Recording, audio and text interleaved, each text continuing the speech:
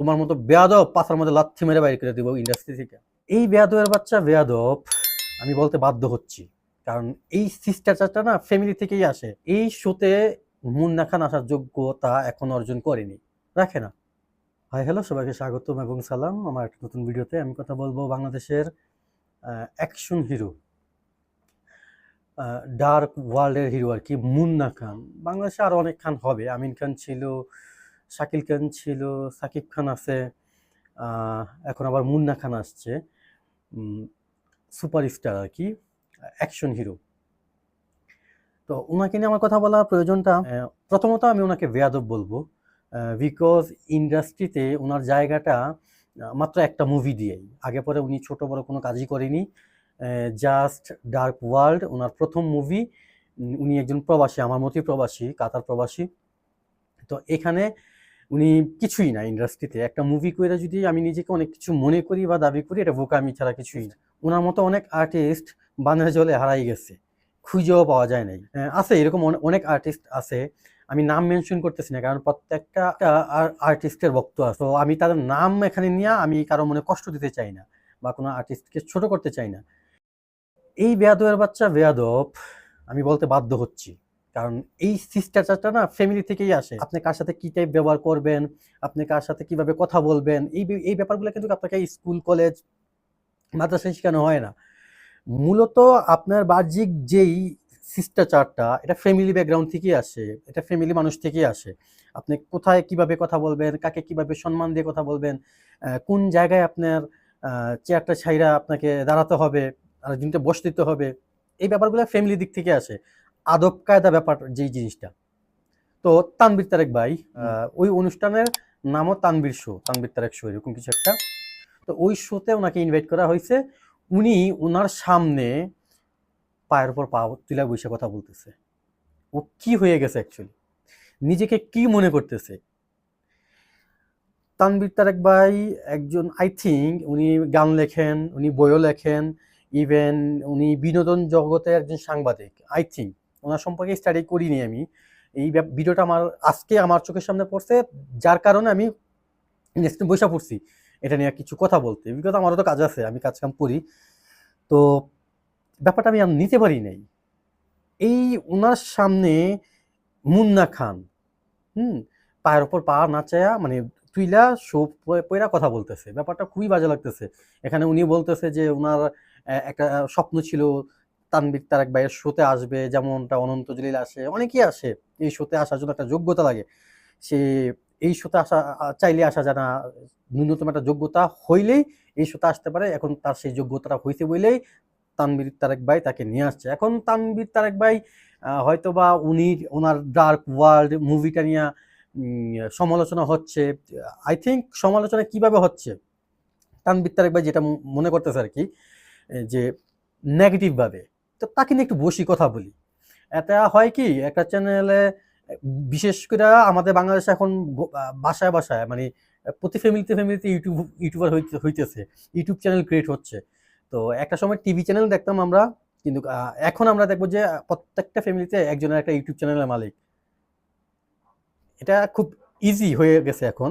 তো সেই জায়গা থেকে এই প্ল্যাটফর্মে কিছু করার জন্য আমাকে ভিউজ আনার জন্য যেই কিছু টপিক সিলেক্ট করতে হবে, আমাকে কিছু নির্দিষ্ট মানুষকে নিয়ে কথা বলতে হবে, যেটা এই এই টেকনিকটা সবাই ইউজ করে, শুধু আমি একা না, সবাই। তো সেই অর্থে হয়তো ওনাকে ইনভাইট করা হয়েছে ওনার শোতে, মুন্না খানকে।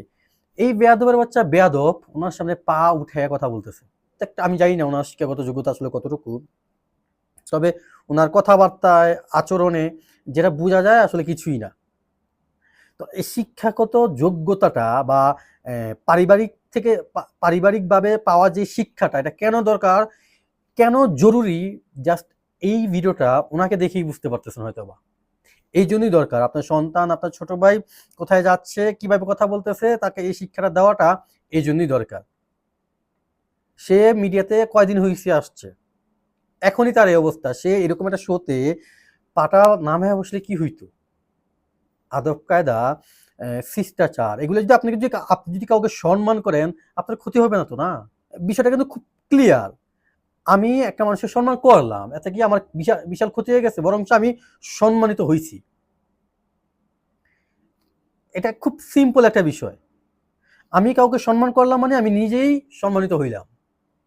কিন্তু না, এই বেয়াদবের বাচ্চায় উনার সামনে পায়ের উপর পা তুইলা কথা বলতেছে। এরকম বেয়াদব যুগে যুগে আসতেছে, আসবে, আরো আসবে, বহুত কিছু হবে।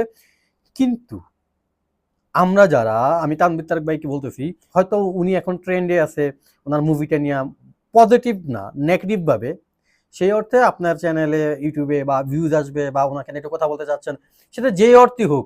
আমি আসলেই মনে করি না তানভীর তারেক ভাই, আমি আপনাকে যতটুকু ব্যক্তিগতভাবে, তো আমি আপনাকে চিনি না, তবে আমি মিডিয়া কেন্দ্রিক পার্সন হিসাবে আমি আপনাকে যতটুকু চিনি, এই শোতে মুন্না খান আসার যোগ্যতা এখন অর্জন করেনি, রাখে না, আসলেই রাখে না। এটা আমার ব্যক্তিগত মতামত।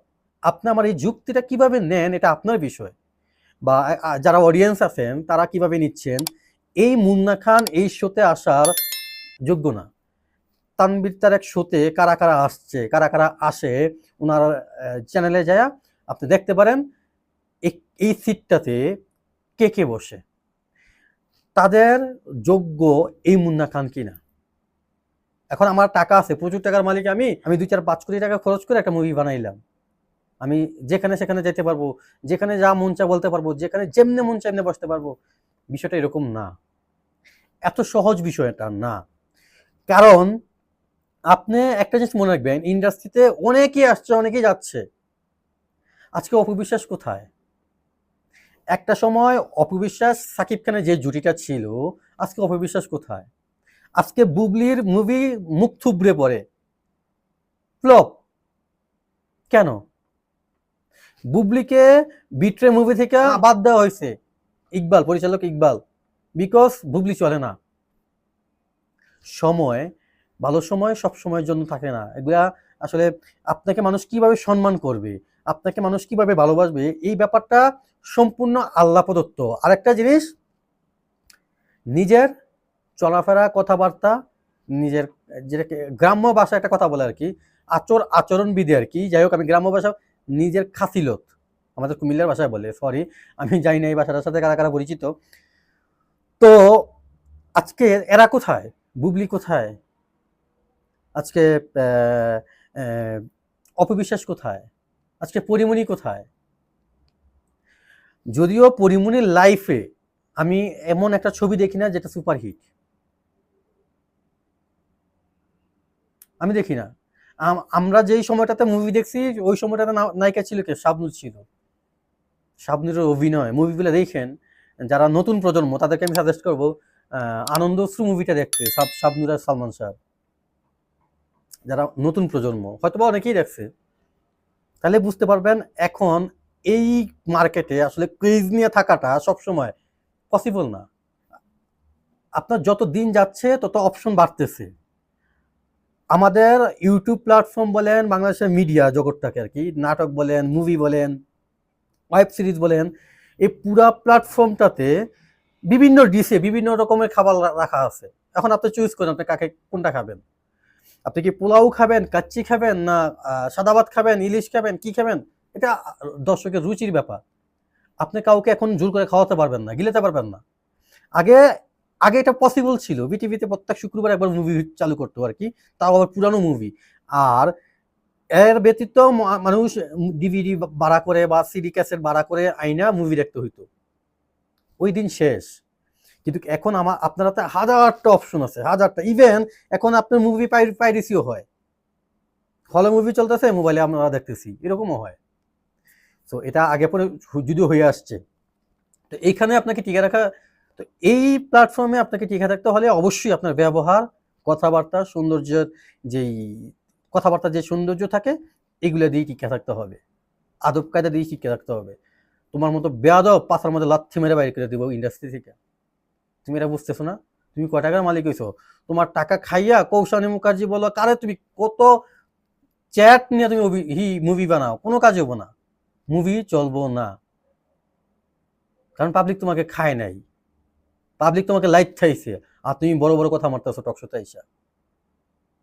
পাবলিক তোমার এই ডার্ক ওয়ার্ল্ড মুভিটা কতটুকু হজম করছে, কি করছে, তোমার পিছন দিয়ে বাস কতটুকু ঢুকছে, এটা তুমি বলতে পারবা, আমি তো বলতে পারবো না। 3 কোটি টাকা যদি মুভির বাজেট হয়ে থাকে, 3 লাখ টাকা উঠছে মনে হয় না আমার, উঠছে 3 লাখ টাকা। তো চটাং চটাং কথা, হ্যাঁ, ফাঁকা আওয়াজ কম মারো, বেয়াদবি না কইরা আদব কায়দা শিখো, ভালো ব্যবহার করো।